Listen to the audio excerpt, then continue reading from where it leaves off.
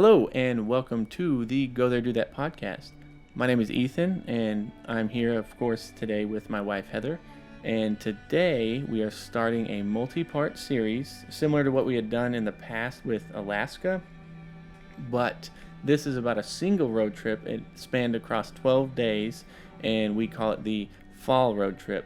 So we had left in mid-October of last year. We started off in Texas. We went through Arkansas, Tennessee, and the northernmost state we went to was Virginia. And then we started back down south through North Carolina, Tennessee, Arkansas, and then back into Texas.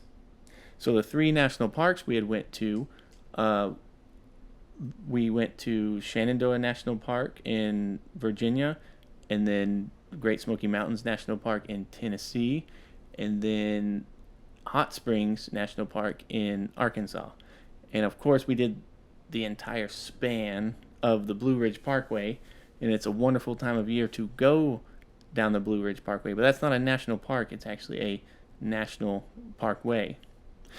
So Heather, would you like to talk about how you were inspired to start planning for this trip, since you are usually the one who picks out where to plan because you need to have that motivation when you're planning. Mm-hmm. You have to want to do it. So yeah. How'd you get into it?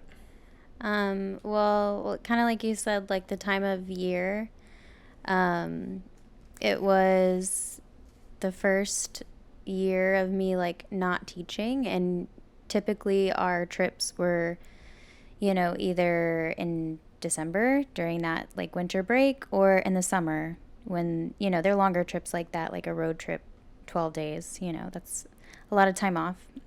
So that was perfect for those times when I was teaching, but since I wasn't teaching anymore, we kind of had the opportunity to open up a different time slot of year. And so, plus I was getting really itchy to like travel again, because we hadn't done anything for a while at that point. And so I was like, let's do something in October. Oh, right, because in September, that was when we had actually launched our website. Yeah. So we kind of spent the summertime, you were getting used to Doing your that. new job. Yeah. As well as we were working on launching the website. So, Yeah. When did you start planning? Honestly, not super far ahead of time, which, can be frowned upon in some. But the thing that makes it easier, though, is our van, which we had recently just had our 2-year anniversary from getting the van.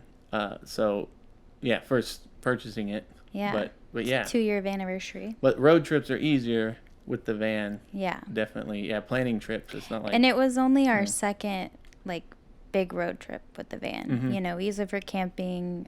State parks and stuff. On the weekends. But this was only the second time that we used it for, its real intended purpose of a long road trip. Right.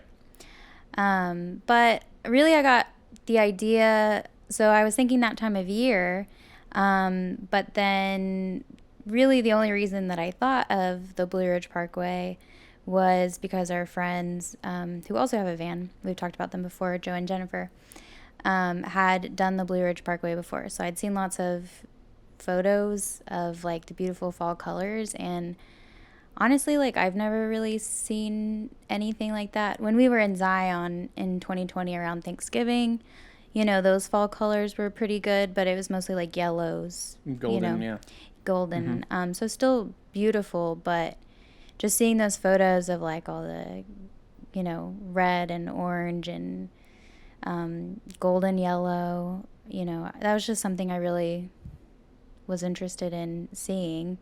And then I knew that it was possible because we knew people that had done it. So as far as like research and planning, I used a couple of books to plan out the trip. So I usually use like Google, but for this one in particular, I started with books and then used Google from there to kind of, figure out some of the logistics of it. But actually Jennifer had recommended like a book that basically takes it mile by mile, or mile marker by mile marker. So that was really helpful in planning the trip. And then I also used a book for like national parks, since we did go to 3 national parks as well. I used that book to help plan for that part of it too. Yeah, but this whole journey, there's so many different things to do along the way. I don't know how long it would take to actually do all the things, because there's several trails and places to stop at and little side towns to Several go through. is an understatement. Yeah, like I mean, the book that I used to plan for it is like, about it's also just 2 inches thick, several states long. Right. Yeah. So, but when you say like the Blue Ridge Parkway, it's not like a thing that you can walk into and walk out of really quickly. It's a very long, like 400 plus miles. Yeah. It's a longer drive, and in total this trip was 3,000 miles. Something. Yeah. But then in my planning, I have a hard time.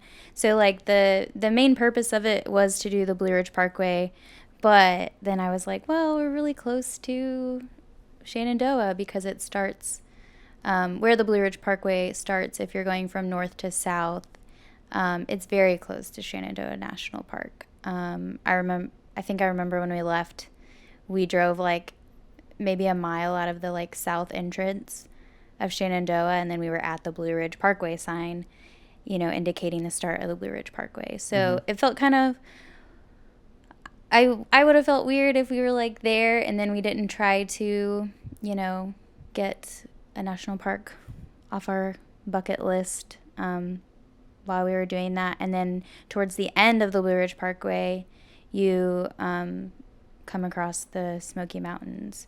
So it actually starts where the direction we came from. It does start in North Carolina, and then it goes down into Tennessee, which is where we spent all of our time. In the Smoky Mountains was just in the Tennessee section. And then Hot Springs was really just because we drove through Arkansas. It was on the way. Yeah. Hot Springs is like the only national park that's inside of a city, like a town. Yeah. Which that was a crazy story, but we'll tell that one later. But today we're just going to focus on Shenandoah and kind of break that down. So we'll try something a little bit different, and I am going to give some information about Shenandoah, and then we'll talk about our stories. So we'll see if y'all like that. I don't know. So Shenandoah National Park is way larger than I thought it was going to be. It's like 200,000 acres. But as we were going through it, it really kind of reminded me of like Big Bend. Not in the landscape atmosphere, obviously. Just the but scale. the scale, because, when we were in Big Bend, it's kind of like 3 sections, and it takes like an hour almost to drive to each one. So Shenandoah is split up into like 3 sections. You have the northern district, your central district, and then the southern district. Yeah, and we had started off in the central. Middle. Yeah, we didn't ever go to the northern district. Just didn't quite have enough time for that. Even with 12 days, I planned like 4 days for the Blue Ridge Parkway only. And, living in Texas, driving all the way up to Virginia, it took like 2 days to do that. I think it's like 26 hours if you drive that straight. So, I think we spent 3 nights and 2 full days in Shenandoah, so not a whole lot of time. So we spent all of our time in the central district and the southern district. But what's cool is it has the Skyline Drive, which is just like this beautiful scenic drive that takes you all the way through the park. But it takes like 3 hours to drive the entirety of the Skyline Drive. Yeah. Also, the speed limit's slow, so that's part of why it takes so long. But a lot of twists and turns in this area. Yeah, because that's the thing about Shenandoah. I really didn't know what to expect, because it's not like Yosemite. Like, I'd honestly not really heard too much about it. It's not a super...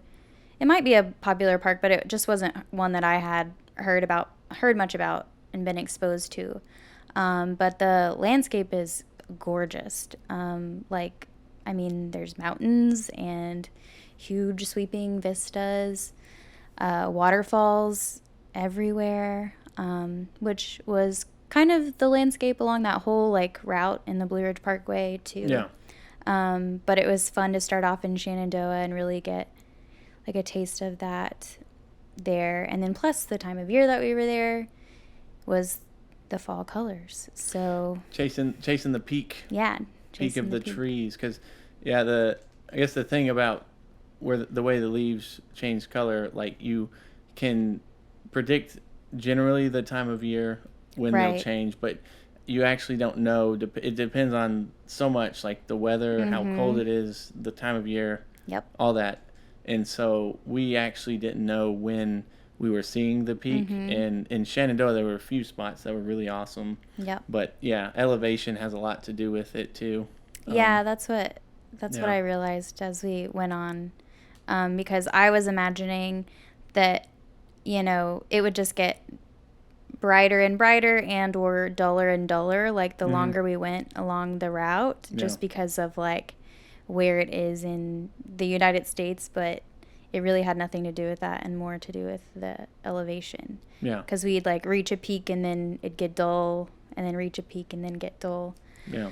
But yeah, as far as campgrounds go in Shenandoah, there's 5 main campgrounds, and we stayed in Big Meadows Campground, which is in the Central District, which is where we started. And then we also stayed in Loft Mountain Campground, which is in the Southern District. But none of the campgrounds have electricity, so that's something to think about when you're planning. I was prepared for that, and I knew, but you can run your generator for like certain times of day. But honestly, the time of year that we went, we really didn't need the electricity much except for like charging. Yeah, the weather was really nice. We didn't use like the heater really, and we definitely didn't need the AC. So that really wasn't an issue the time of year that we went. But that's all the stuff I have for the informational section. For Shenandoah, I have one. So the Shenandoah salamander. What? It's the only I read. Well, all the little Yeah, it's the only place in the world where it's located, and I didn't see it, but there's a thing called a lizard that lives there, called the Shenandoah salamander. Huh. And it just loves that climate. Just like specifically in Shenandoah. It's called the Shenandoah salamander. Huh. Yeah. Interesting. But only lives there. I was hoping for one to just spring up in front of my camera. Yeah, that's what I was like. I don't think I saw any. No. I saw a photo of one though. Bummer. Yep. Fun fact. I don't remember. We really didn't see much wildlife there except for deer. Oh, that morning in Big Meadows, mostly deer. Yeah. That we had seen. But they do have like black bears. Yeah. Another the small wildlife stuff. When you hear bear, a lot of people hear bear and they like freak out. Like, I will never ever go there. But black bear, they are just it depends on where you're at, because like I remember we did see a black bear eventually when we were in Smoky Mountains. Well, those are dangerous. And I thought it was a dog. It was so little. Oh. But I like wasn't expecting that because we'd seen black bears in Alaska. Well, they're huge. And they were huge. Well, so just side note, why I said they're dangerous is because there was like a story. We'll get to that too. Yeah. But there was a story about them attacking people in Great Smoky Mountains. That's right. But I was like, those are mean, I guess. But, yeah. But most of the time they're very docile. Yeah. And they like to forage, and then when they hear somebody coming up, they're like, oh, never mind. But yeah. Yeah. Black bear. Just little friendly tree creatures. So sure. Well, it shouldn't restrict you from going to a place, though. No. Because most of the time you're not going to have an encounter. Right. And if you're like being smart and aware, bear aware, then usually you're fine. Yeah. Yeah. So, black bear. That's our PSA for bears. But, yeah, so you want to get into Yeah. the stories the story side, yeah. Because when we had arrived to Shenandoah for Big Meadows, we had realized that we had booked. So it was like that campground that we were staying at. We had booked for the night before we had gotten there, so we actually didn't have anything booked for the night of arrival. Yeah, but we didn't realize that until we went to our campsite and we were like, somebody's here. Yeah. And then my first instinct isn't to like hop out of the car and be like, get out of my spot, because I know that I can be wrong. Mm-hmm. And so the first thing I did was look at the reservation, before I started to like make a stink about it, even though I wouldn't have made a stink about it anyways. And then I realized that, in all my planning and booking, I had made an error and booked for the night before. So that's okay, because... Well, initially there was panic. Well, yeah, that's always... From me, because it was like midnight. Yeah. But then it worked out, yeah. Yeah, and in national parks you can't do what's called boondocking. Right. Which is just kind of a camping, not exactly... Kind of without permission. In a campground. Well, but I usually check. If we're going to boondock somewhere, I check and make sure that it's I use an app to make sure that it's a place that's accepted. Walmarts and Cracker Barrels. Yeah. So, but not in national parks. Yeah. You gotta pay to play. There's spots for those. Yeah. Well, designated areas so you're not running over wildlife. So. But I usually prefer to make reservations in advance because that's just the type of person I am. But we were able to do it the old-fashioned way and fill out a little card and pay that way, slip it in the little slot, and then go put it on a site that was available. Mm-hmm. So we still had a site, we still did get a site for that night, and we slept okay. Or we just said, well, we just went home, and that was the end of it. Right. That's the end of it. And, we got there, and we gave up. Made a mistake. Yeah, and the next morning, too, that was when we had first seen a bunch of deer. There's a giant buck, the giant antlers, and he was running around, prancing, and the sun was behind him, and I like got deer. Got the shot. I like deer between me and the sun. That's really cool. Well, sunrises or sunsets, but that's... Makes for a great photo. Yeah, I want like a deer with its antlers silhouetted against the sun one day. Mm-hmm. Yeah. That was cool because there's a lot of people just drinking coffee early in the morning. We were all like wondering, hey, he went over there. And so, but the park hosts had come by. We told them about our situation we had last night, and they're like, oh, it's okay. Some people, it says, at one point, I guess there's a Big Meadows campground somewhere in California. Not at like a national park, but just a campground. You just Google Big Meadows campground online. And I think it's called Big Meadow. Ooh. Instead of Big Meadows, Where the plural version is key. In Shenandoah. That's why you should book on recreation.gov and not just Google. Mm-hmm. Well, it might have still come up. I don't know. Well, you said you use Maybe Google, it's at but you use recreation.gov. To make reservations, but they had shown up to Shenandoah National Park expecting to stay at Big Meadows, and they had booked in a place in California, across the country. So that was interesting. Yeah. But it's good to double check your reservations. Just, I mean, it's hard enough to like reserve places, but you don't want to get the disappointment is even worse. And the way that I do it, you are more susceptible to things like that happening because a lot of people would plan it out way far in advance and then like have all of their reservations at like one spot in one part of the park for like a set amount of time. But I do all this like finagling and I'm like, oh, well, there was no availability at this spot, so we're going to have to stay at this campground that night, and then we're going to move to this campground because it was available. And some normal people we have 12 days on a vacation. They want to stay in the same place for 12 days. We travel across several states in that amount of time. So we the reason, I think a big reason why we're able to Mm-hmm. go and stay at places is because we're one night here, and we just Mm-hmm. keep kind of moving because it is easy to Yeah. move around. That's what we did Yeah. for that trip, at Yeah. least. It was a lot of moving. I Yeah. think we only stayed at the same campground like 2 nights in a row twice on that whole trip. But the reason for that is also because we had a lot of ground to cover. Yeah, exactly. So, yeah. That's true. Yeah. Because a lot to see, a lot to do, but Mm-hmm. yeah, it's fun to have those. You still have those mornings though, like those blocks of time when you're able to like do some things, Yeah. and because Big Meadows, that Yeah. campground, the actual why it's called Big Meadows was really Get cool. this. Yeah. There's a big meadow. Mm-hmm. Plural. And that's why it's called Big Meadows. Yeah.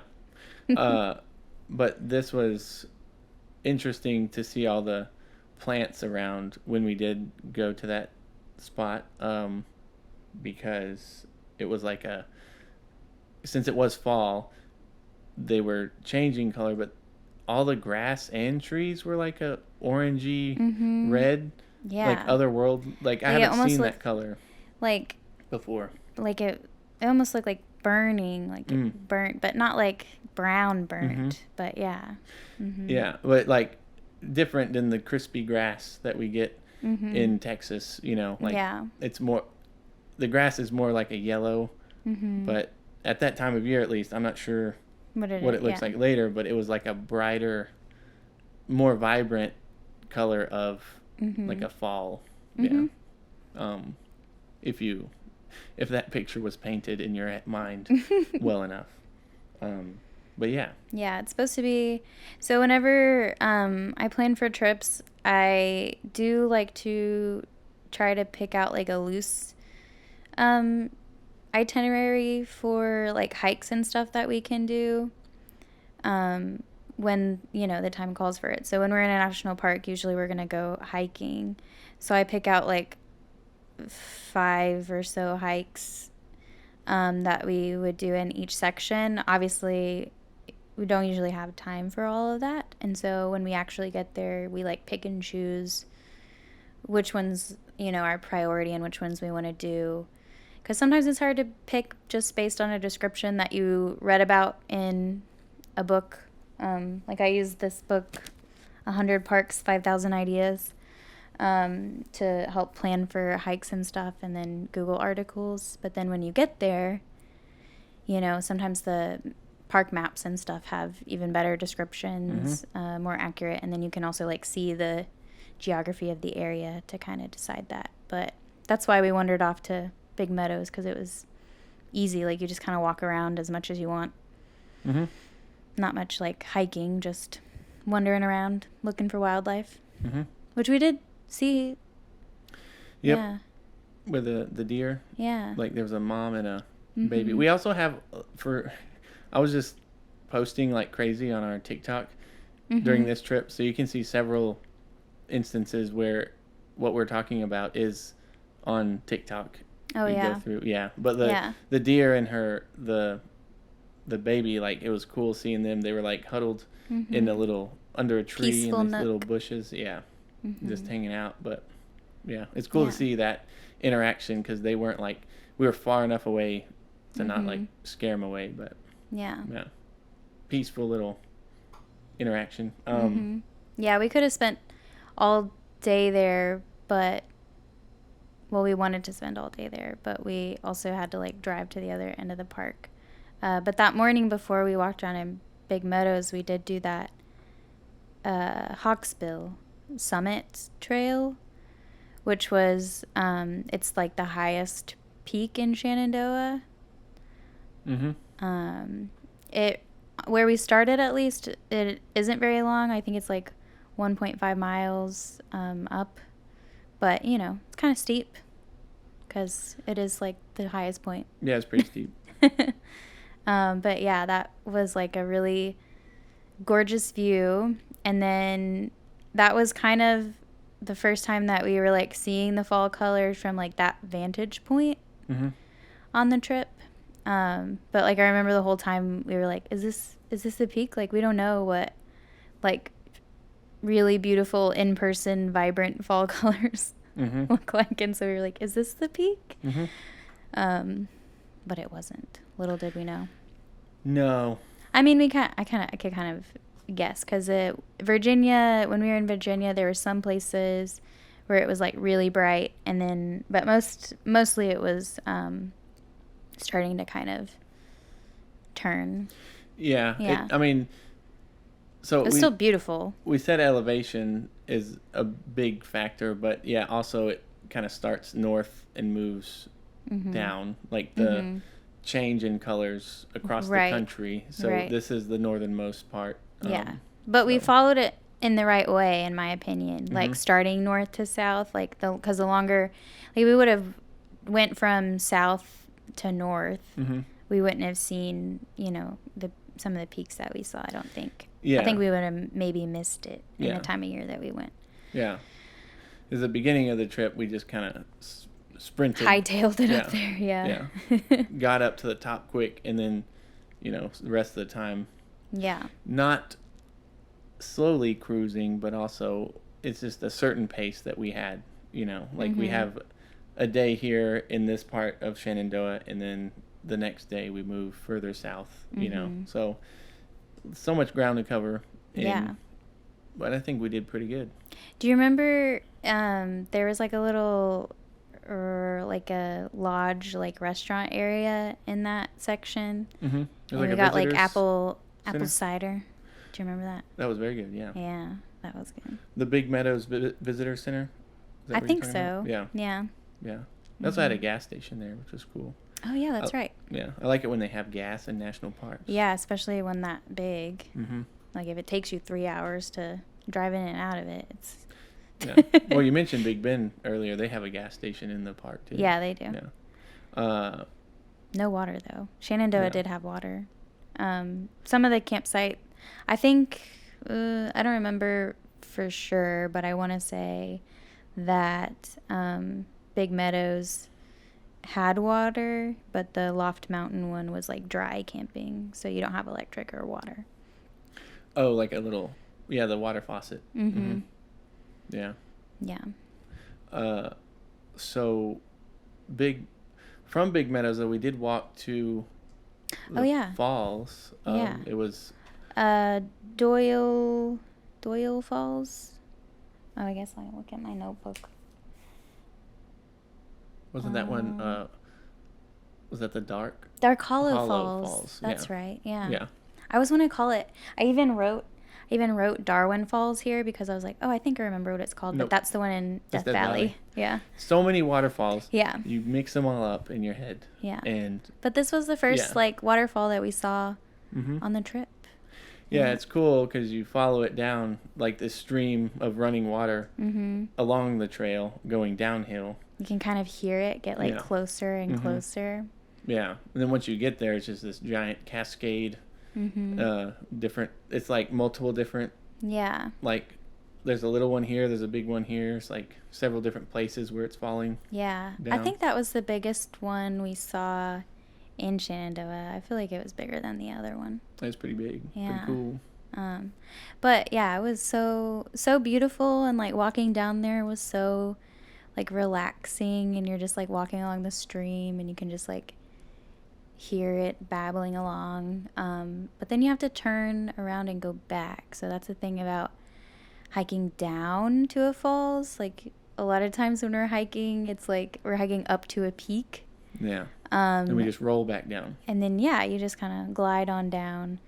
But, yeah, this time it was, like, easy peasy getting to the falls. And then you have to, like, walk. Not walk. Hike back up from the falls. So that was really, like, one of the first times where I was like, oh, this is, like, kind of...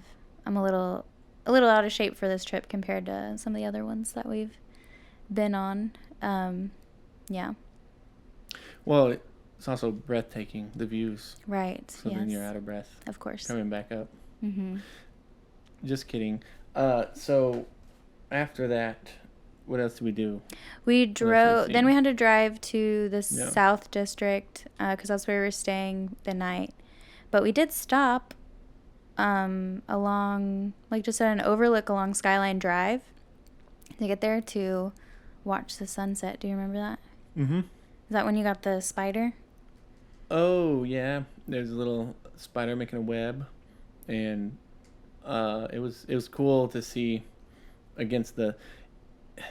I think I really enjoy having things between me and the sun, and then it just creates this cool effect. Because also Magic Hour is called Magic Hour for a reason. Yeah. So, yeah, we did pull over. That's the cool thing about... That is the cool thing about this trip, too, is like... Whenever the sunset was starting, there were several different spots along the way. You would come across one. Pull over. And if you're driving slower too, you can pull off to the side and let the faster people pass you. Yeah. Because you're wanting to kind of cruise. Yeah, that's what it's meant for. Yeah. Yeah. Because it is mostly driving, so yeah, playing some music and driving was cool. But I remember it was cool too because we were stopping for the sunset, and then that's the cool thing about the van too, is I was making dinner in the van, just whipping something up. I think I just made sandwiches and the little sandwich press thing to make them a little warmer and less boring. But I think that trip was just really, really, really cool to have the van because of all the pull outs and stuff, and then you could just kind of stop and relax and make lunch or it could be utilized for its true potential, which is pulling over and starting something, and then and pulling over without really a plan either, you know, just going with the flow. But then we went to the South District, and we stayed at Loft Mountain Campground. And we spent 2 nights there, so we actually had a full day in that area where in the Big Meadows area, we got there at midnight, and then we had most of the day, but then we did have to drive to the other part of the park, so we did get a full day there. Yeah. What did we do there? Loft Mountain. Yeah. Go ahead. Oh. Do you remember, we did the one trail, and it was it was rated as an easy trail. It's called Fraser Discovery Trail, which to me, when I hear a trail that's called that, Fraser Discovery Trail, it's sometimes I think of those, I don't know, interactive trails or whatever. Girl Scouts, you're just Scouts walking. Yeah, you're just walking a little bit, and then you come across a little plaque picture, and it's this is a plant. Yeah. And then you walk a little bit. That's what I usually think of, and it was rated as easy, which it wasn't anything too crazy, but I remember I was huffing and puffing a little bit. Discover how much pain you can be in while walking. That's what it was. Yeah. But I was huffing and puffing a little bit, and I was making a video because we were trying out social media stuff or whatever on this trip, and I was oh man, hiking in northern states, because we in Alaska it's that too, where it might be rated easy or moderate, and it's a different version of easy, moderate, and strenuous, as opposed to what hikes in Texas state parks might be labeled as. Yep. An easy hike in a Texas state park is usually asphalt or concrete. It's just paved, yeah. Yeah, and That's it's just easy. a sidewalk, ADA accessible. Wheelchair, yeah. Yeah. But I was recording that, and then this lady passes by me with she was she passes me, so they were going kind of fast, and she had a cane. And so I felt kind of silly. Well, so language means the same thing to us, but depending on the context of the geography, easy is easy to a local there. The person setting it up, because you're constantly going up and downhill, uphill both ways on your way to work, seems like. And so then that's easy for them, because it's also higher elevation, atmosphere, all that. Yeah. Being from, it feels like it's not a disadvantage being from Texas, but it definitely is a different geography. Yeah. So coming from a flat place, Mm-hmm. it's like, well, hard is going up Enchanted Rock in Texas. It's Right. strenuous. Literally. Yeah. Yeah. It's like, this is a mountain. Right. And then over there, it's like, well, we have 12 or Mm-hmm. like 5 Enchanted Rocks stacked on top of each other. And hard is like using footholds to like climb up the mountain. Yeah. We need climbing gear. Yeah. Oh, yeah. It's different just depending on where you're from. Words. Yeah. It's interesting. That's true. But we did run into, was that the Appalachian Trail? Oh, yeah, because that's why I wanted to do it, because I was like, it's pretty, like, easy, so we won't have to spend too much time on it, and then we get to, like, say that we walked a little bit of the Appalachian Trail, because a lot of the trails in Shenandoah and along the Blue Ridge Parkway have connections to the Appalachian Trail system. So, yeah, we get to say that we walked a little bit of the Appalachian Trail. Yes. And that couple we had passed, they had said they were like holding hands, just a elderly retirement age couple, and they're like, yeah, we just live on a cabin along the mountain, and we just kind of do this every day, like, it's like, well, that sounds great, doesn't it? But everywhere we go, though, we say we should move here, Not everywhere. Well, where's that place besides some place you don't want to mention? Yeah, I was like, I don't want to be rude. I did say that Virginia would be, I was like, Virginia was like, okay.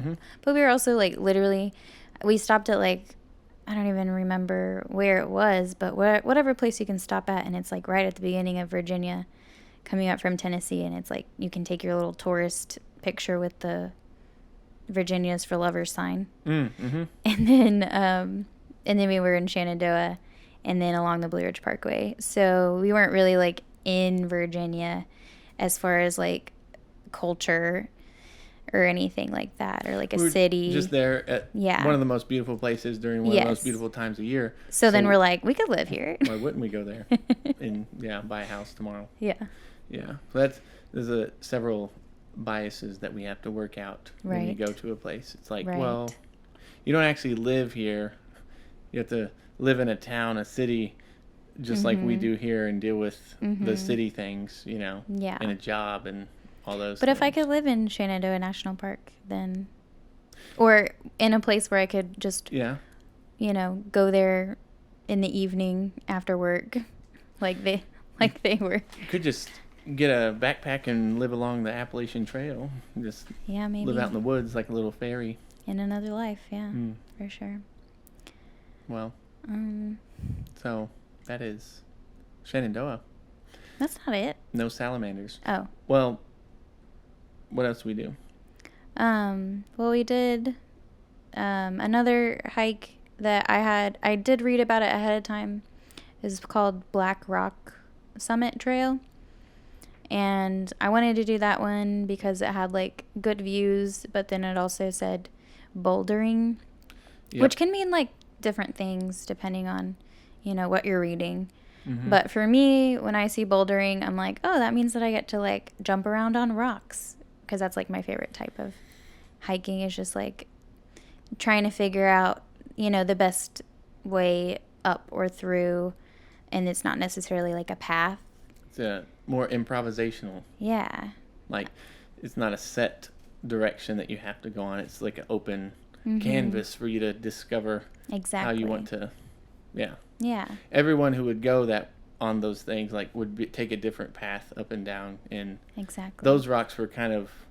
It really wasn't bouldering until the end, like until the peak, and then you kind of climb up this like huge mountain of rocks piled on top of each other. Yeah. To get to the peak and like see the view, and you could see like at least 180 degrees around. It was beautiful, but the rocks it was a little sketchy bouldering for sure. Well, yeah, you'd step on one and it would kind of shake with you. They weren't like or fall. They weren't giant boulders. They were just sort of like broken apart. A collection of rocks. Yeah. Yeah. And so your foot could potentially fall into like a little hole between Yeah. several of them, and there were very big gaps Yeah. between them. And Wear boots to protect your ankles. yeah, there were some at risk of sliding around too. Mm-hmm. Yeah, Yeah. but that's your idea of bouldering, right? Like it's a one way. Yeah, it's one. Yeah. It's one way of that. Yeah. Yeah. My favorite like bouldering was like in Joshua Tree, but yeah. Yep. And then we did another waterfall hike in the South District, and that's the one that was the Doyle's River Fall Trail that I was trying to call Black Hollow Falls that earlier, or Dark Hollow Falls. But yeah, it was another waterfall. Gorgeous. So, do you remember anything significant about that hike? Mm-mm. I don't really either. it's I mean, the waterfalls. waterfall, yeah. But eventually, I think I was getting tired. well, yeah, like you pack a lot into a day, and then it's like eventually you start listening to your body on how tired you are instead of how beautiful things are. Right. And that is it's a buzzkill. Well, yeah. So, yeah, I think that the few days we were there, it's quite a few things to see. Yeah, we packed a lot in. Shenandoah.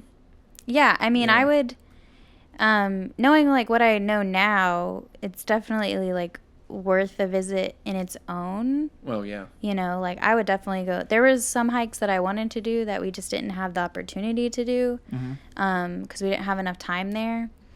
But I would definitely go back and spend more time there, and like maybe a couple of nights in each section. Yeah, it'd be worth visiting just on its own. Yes. Because it's such a big park. Yep.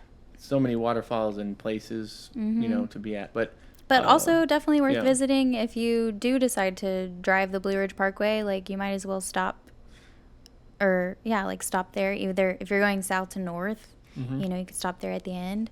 Or if you're going north to south, you could start there, before you start it. I would say that it's definitely worth it if you have the time. Yeah. Well, this one's about 30-ish minutes, so, I mean, if we're going to break it up, this one's Shenandoah. So yeah. I don't know what else to cover on it. We think of something else we could start in Shenandoah, finish up, and then continue. Well, that's all we journey. did in Shenandoah. Yeah, there's really nothing else to talk about. The next morning, we left to go start the Blue Ridge Parkway. Like, that was it. Oh. That was the whole experience. Well, then, with that, stay tuned for the next episode where we begin our journey down the Blue Ridge Parkway. Do we see the peak? Do we ever see the peak? Who knows? Come in for next episode. Well, you do know if you've visited our website, because some of the prints are for sale. Well, spoiler alert. Yeah. If you're a podcast listener only though. Oh yeah. This is you just gave no reason to listen to the next one. JK, we're getting into it next episode. The Blue Ridge Parkway is probably one of the most vibrant and colorful things that you could see naturally occurring in nature, with your naked eye. Yeah. It is so cool. And we're starting it next episode. Thanks everybody for listening. We will see you next time.